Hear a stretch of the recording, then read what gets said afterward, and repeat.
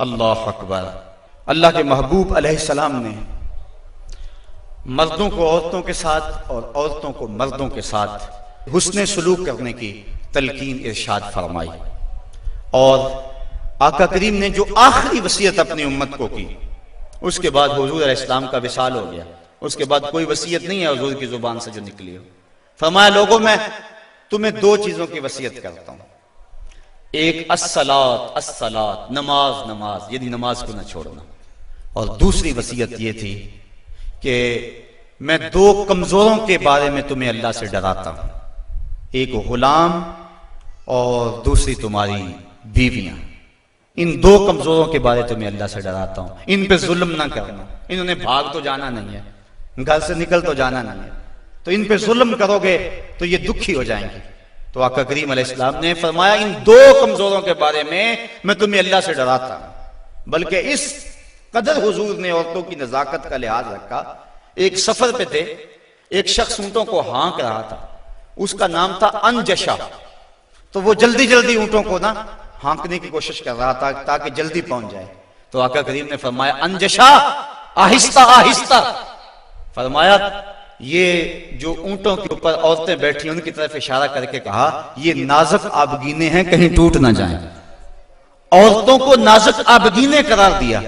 आज हमारे मुआशरे के अंदर घरों में जो जंगो जदल का माहौल होता है और औरतों के साथ जो सलूक किया जाता है, बताओ ये नाजुक आबगीने सलामत रह सकते हैं? हुजूर ने तो फरमाया, अनजशा अपने ऊंटों की रफ्तार को कम करो, कहीं ये नाजुक आबगीने ना टूट जाएं। और फिर सुनो हुजूर ने क्या फरमाया, हुब्बे बाइलिया मिन दुनियाकुम सलास। लोगों, तुम्हारी दुनिया से मुझे सिर्फ तीन चीजें पसंद हैं। रंगो नूर से सजी हुई ये कायनात तुम्हें मुबारक हो।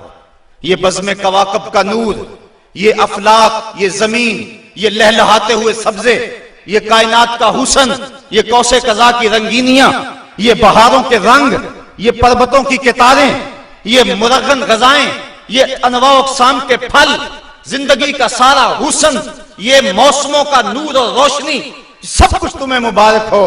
फरमाया, मुझे तो सिर्फ तुम्हारी दुनिया से सिर्फ तीन चीजें पसंद है। ये नहीं कहा मेरी दुनिया से, कहा तुम्हारी दुनिया से। बल्कि एक हदीस के लफ्ज़ हुजूर ने यूं फरमाया कि मेरी मिसाल ऐसे है तुम्हारी दुनिया के साथ, जिस तरह कोई मुसाफिर गुजर रहा हो और रास्ते में कोई दरख्त हो और वो चंद लम्हों के लिए उसकी छांव में बैठ जाए।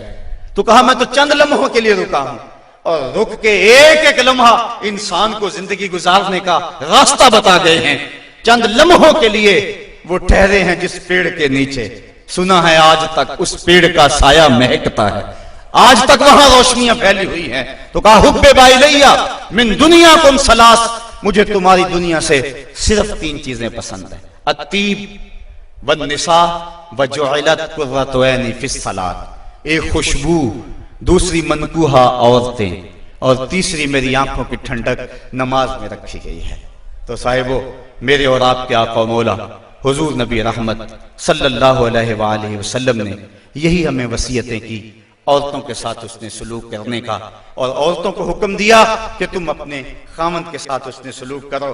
बल्कि फरमाया कि अगर अल्लाह के अलावा किसी को सजदा जायज होता तो मैं बीवी को हुक्म देता कि वो अपने खामद को सजदा किया करे। औरत को यह भी इज़्ज़त नहीं है कि वो मर्द की इजाजत के बगैर घर से निकले।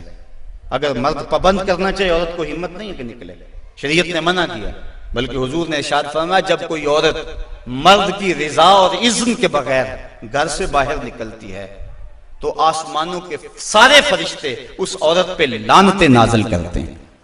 और फिर जब वो गुजरती है जिन राहों से, इंसानों और जिन्नों के अलावा बाकी हर दरख्त, हर पत्थर, हर शय जो रास्ते में आती है उस औरत पे लानत भेजता है। तो औरत को मर्द के इज़्न के बगैर घर से निकलने से रोका गया। उसको कहा कि तू घर में ठहरी रहना, तेरी ये वफा का तकाजा है। और तो दूसरे मर्द को हुक्म दिया गया कि तूने इसका ख्याल रखना है, जो खुद खाए इसको खिलाए, जो खुद पहने इसको पहनाए। अगर कोई नौबत, तकरार और लड़ाई की आ जाए, इसके चेहरे पे नहीं मारना। बाज़ उलमा ने कहा कि अगर मारना नागुज़ीर हो जाए, जिस तरह के सूरह निसा में अल्लाह ताला ने फरमाया कि अगर उनसे कोई ऐसा काम सरजद हो जाए तो फिर उनको मार लो, तो उसकी शर्त लगाई कि मार अलम वाली ना हो, बल्कि उससे ज़हनी तकलीफ पहुंचाना मकसूद हो।